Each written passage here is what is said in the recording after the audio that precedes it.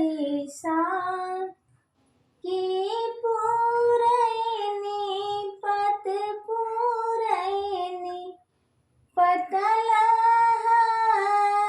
मारे रे ललना रे ताही तरबे एटी जनम लेला पिया बाबीरान भेल रे ललना रे ताही तरबे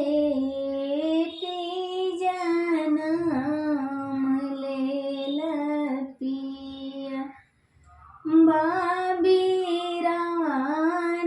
भेल रे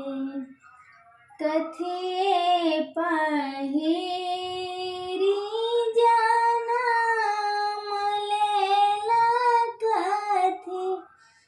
पहिर छठिहार करम रे ललना रे कथिए जराय सोयरी घर की पिया बाबीरान भेल रे गुदरी पहिरी जनम लेला गुदरी छठिहार करम रे ललना रे गोइठा चिपरी जरायब सोयरी घर की पिया बाबीरान भेल रे गुदरी पहिरी जनम लेला गुदरी पहिर छठिहार करम रे ललना रे गोइठा चिपरी जरायब सोयरी घर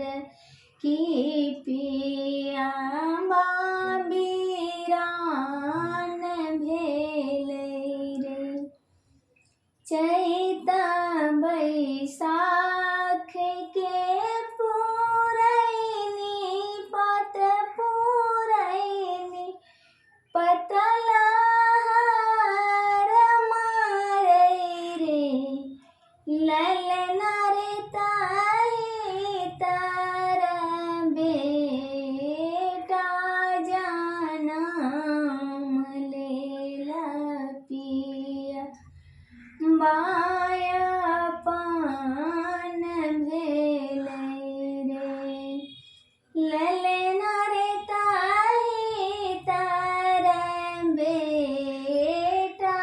जनम लेला पिया बायापन भेल रे लहंगा पहिरी जनम लेला पटोरे पहिर छठिहार करबै रे ललना रे सरिसो तेल जरायब सोयरी घर की पिया बायापन भेल रे ललना रे सरिसो तेल जरायब सोयरी